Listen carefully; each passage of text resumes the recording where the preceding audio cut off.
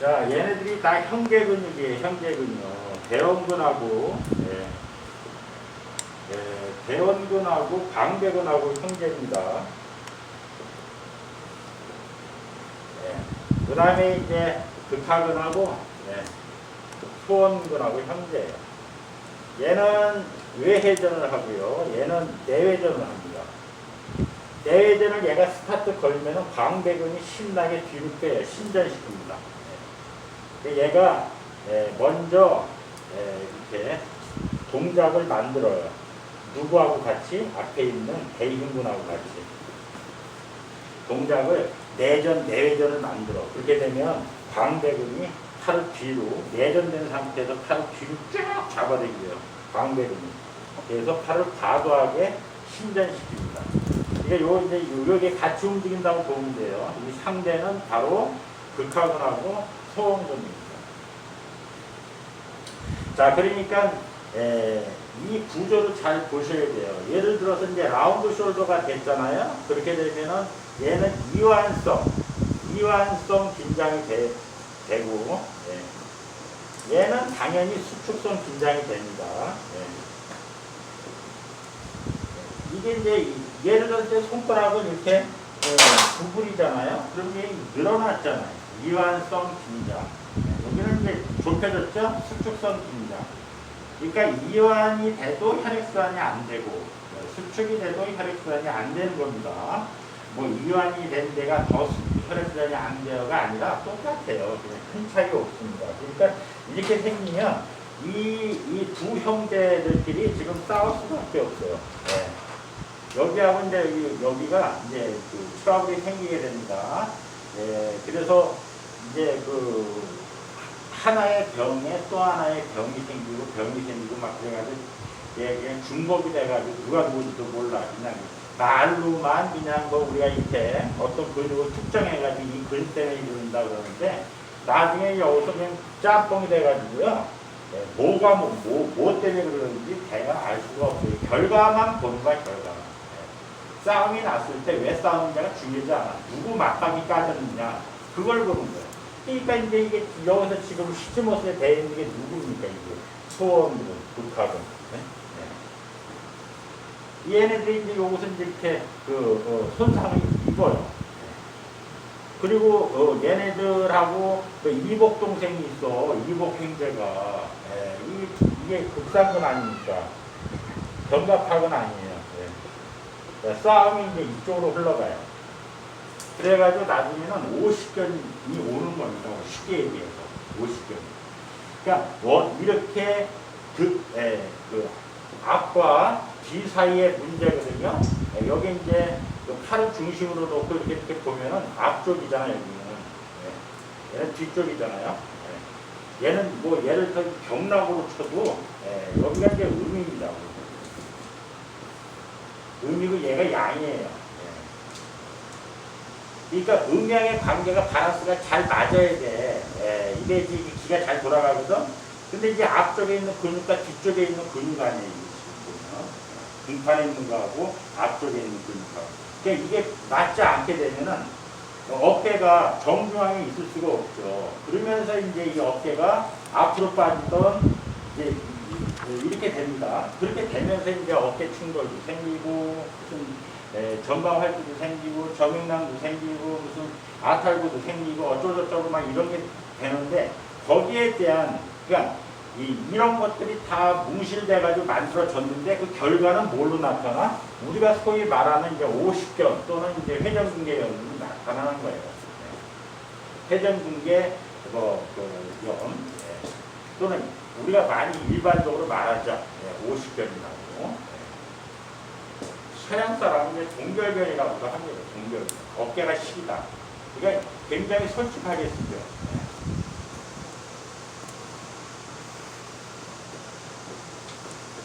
그러니까 이런 말들이 결과물이에요, 결과물.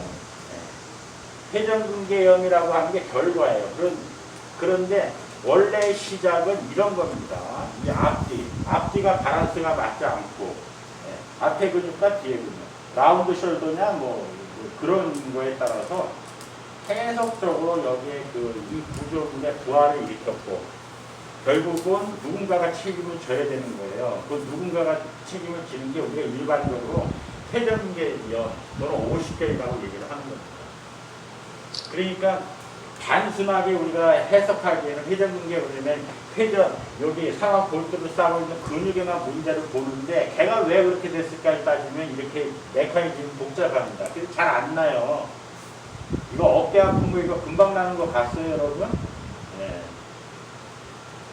난루는 뭐 그냥 스테로이드 주사 받잖아요. 스테로이드 그거 얼마나 나쁜 건데 이게 염증하고 통증을 제거하는데 응급조치로 쓰는 겁니다. 그러나 그걸 갖다가 주구장창 쓰면 안 돼요. 1년에 3회 쓰는 거야. 1년에 3회 쓰는 걸 갖다가 그냥 동네방네 병원 다니면서 1년에 여기서 4회 저기서 4회나 이름이 달라가지고 자기가 스테로이드 주사를 맞는지도 몰라. 근데 다 스테로이드예요. 그거는 무슨 꿀벌 주사 무슨 주사 뭐 굉장히 많잖아요. 네, 그런 것들이 다 스테로이드 주사입니다. 그래가지고 오히려 손상을 입혀요. 반응을 만들고. 네. 이게 1년에 3회밖에 그 시술하고는 안 되게 돼 있다는 것은 이게 얼마만큼 부작용이 있고 얼마만큼 오히려 해가 된다는 걸 역으로 설명하고 있는 거 아닙니까? 그래서 절대 이거는 한 병원에 가면 3회밖에 안 줘요. 네, 그런데 환자가 돌아다니잖아. 이 병원도 가고 저 병원도 가고 그럼 이제 가는 곳마다 이름이 다릅니다. 그 우리 두통약 할 때 봐. 무슨 개보린 있지 뭐 타이네롤 있지 뭐 펜잘 있지 뭐 어쩌고 저쩌고 굉장히 많은 게 두통약이잖아. 네. 이름만 바꿔 이름만. 그런데 이거를 갖다가 그 의사가 다른 데서 이런 거 마셨어.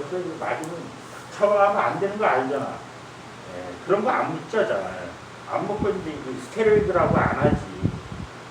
대곡 주사인가 뭐 들었는데 하여튼 이름도 굉장히 많아요. 그래서 뭐 요즘에 프로포폴 그런 것도 다 스테로이드 아닙니까?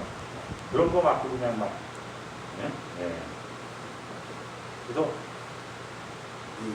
이게 회전근개 손상이라고 하는 게 결과적으로 놓고 보면 이렇게 보였지만 이렇게 되기 위해서 이 많은 근육들 간에 이런 그 역학기전이 발생한 거예요.